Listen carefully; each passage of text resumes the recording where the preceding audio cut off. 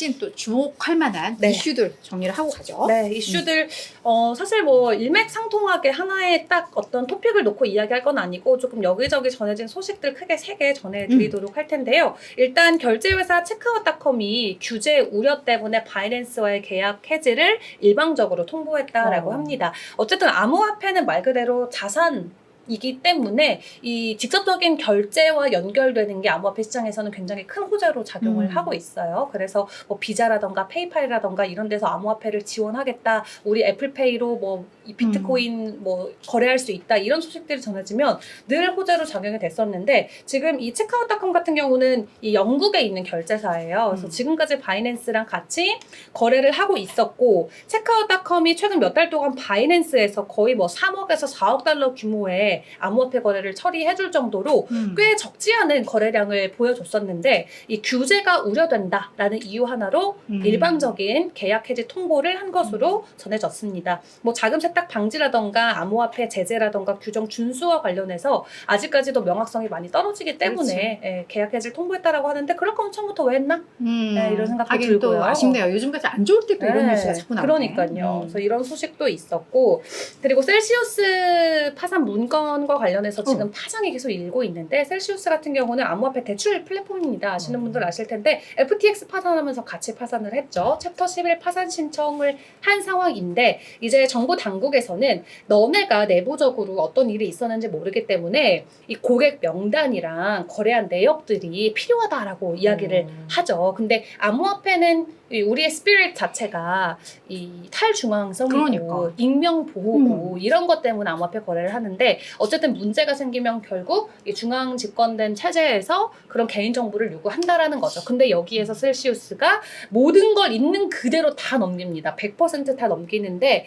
지금 56만 8천 건이 넘는 입출금 기록을 전달했다라고 하고요. 270만 건의 방대한 데이터가 포함이 돼 있어서 지금 이게 개인 정보까지 충분히 다 노출이 될 수 있는 위험한 상황이라고 합니다. 그래서 이 정도 방대한 데이터를 굳이 공개할 필요가 있었는지 너무 멀리 간 것은 아닌지 하는 업계 인사들의 비난도 있고요. 왜냐면 얘네들이 원했던 거는 그냥 얘네가 제 내부적으로 어떤 회사 부채는 어느 정도고 잠재적으로 무엇을 분배할 수 있고 이런 것을 보려고 했지 과거의 모든 거래를 보려고 했던 것은 아니다라는 게 이제 업계 인사자들의 말인데 얘네들이 거의 그냥 셀시우스의 모든 이 입출금 내역이라던가 모든 것을 다 그냥 공개를 했다라고 해요.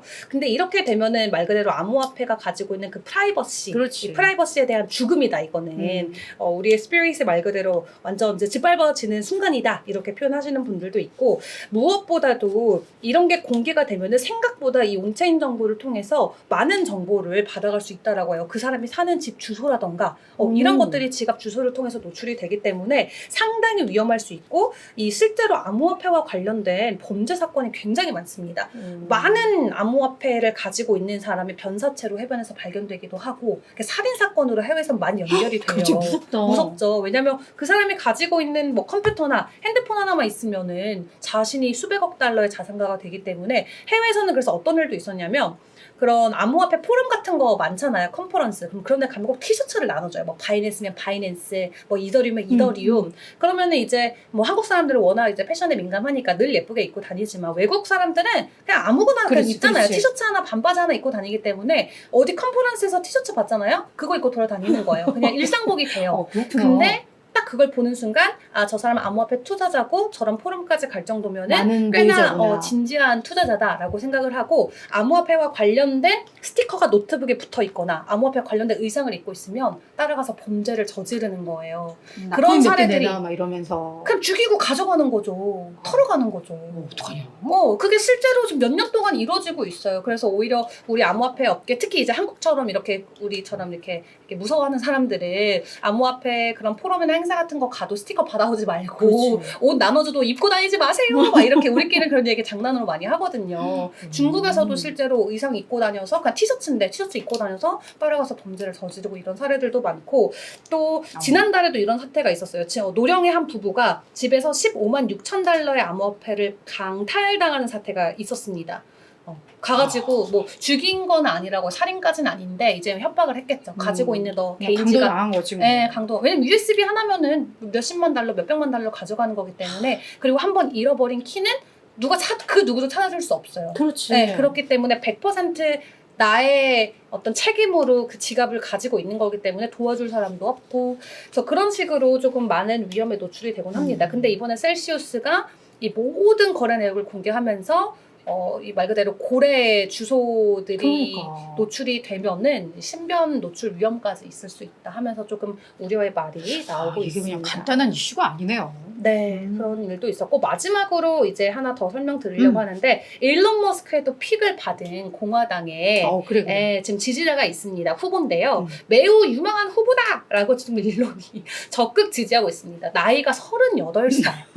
우리 지금 미국 대통령님들 다 70세 노인들이신데 그러게. 38살이라는 것부터가 일단 굉장히 혁신적이다라는 저도 생각이 들고 지금까지 약간 늘 이 임기 도중에 혹시 조금 돌아가실까? 그런 우려가 사실 굉장히 많잖아요. 맞아, 너무 맞아, 노인이시니까. 맞아. 근데 지금 38살에 떠오르는 별이고 일론 머스크의 엄청난 지지를 받고 있다라고 해요. 이분 같은 경우는 하버드와 예일 법학대학원을 법학대학원 출신의 엘리트 출신이라고 하는데요. 본인이 직접 자산 운용사를 설립해서 운영하기도 했고, 무엇보다도 엄청난 암호화폐 신봉론자입니다. 그래서 마이애미에서 열렸던 2023년 비트코인 컨퍼런스에서 나는 선거 운동 자금으로 비트코인 받겠다! 비트코인으로 나는 선거한다! 라고 이야기를 할 정도로 엄청난 코인 지지론자인데, 그렇기 때문에 사람들이 이 사람한테 NFT도 주고 코인도 주고 하면서 이 블록체인 산업에 대한 어떤 그런 전반적인 이 이해도를 높이기 위해서 많이 노력을 하고 있고, 이 사람이 아예 비트코인 지지론자이기 때문에 일론 머스크는 나는 비백 라마스와미의 내가 라마스와미 얘까지 이름인가? 라마스와미 애까지 이름일까요? 어쨌든 나는 비백 내가 지지하겠다라고 일론이 이제 표를 던졌어요. 근데 이게 또 일론이 움직이면 우리가 일론의 그 파워를 알잖아요. 그렇지. 지금 트럼프도 공화당 쪽으로 후보로 나와 있는 상황인데, 일단 트럼프님께서도 이제 다시 한 번 또 임기를 하셨을 때 그 5년 동안 어떻게 될지 모르고 건강상의 이슈도 있고 해서 이미지가 또 근데 지지자들은 또 많아서 어떻게 될지 모르겠지만 그쵸. 만약에 이분이 되면은 이 미국식 SEC고 뭐고 지금 다 필요 없는 거야. 지금 과연 게리 겐슬러가 언제까지 그렇게 웃고 있을지. 그래. 맞아. 그래서 이분 하면 또 떠오르는 분이 이제 엘살바도르 대통령 나이브 부켈레가 동일한 케이스. 이분은 42살밖에 안 됐는데 43대 대통령으로 발탁이 됐고 2019년에 엘살바도르에서 대통령이 됐는데, 엘살바도르가 살인율도 엄청 높고 막 세계에서 막 갱단이 뭐 제일 크고 막 어쨌든 제일 위험한 나라 중에 하나였어요. 그래서 국가 치안도 안 좋고 국가 통화도 폭락했고 이런 상황에서 이미 자기네 돈의 가치는 폭락을 한 상황이기 때문에 비트코인을 법정 통화로 채택한 세계 최초의 국가이자 대통령인데, 그 당시에는 막 IMF가 협박도 했죠. 야, 니네 비트코인 법정 통화로 하면 우리 IMF가 니네 뭐 안 지켜줄 거고 어쩌고 당장 취소해라 난리를 쳤고, 그 이후로 엄청난 하락장을 겪었을 때도 나이브 부켈레는 No, 비트코인 is the answer 하면서 더 샀어요. 저점 매수. 근데 결국에는 모든 채권을 다 갚아버리고 오히려 지금 신용등급이 더 올라가고 있거든요. 엘살바도르는. 비트코인을 법정 통화로 채택을 하고 오히려 엘살바도르를 정말 성공하는 국가로 만들어내고 있는 장본인이에요.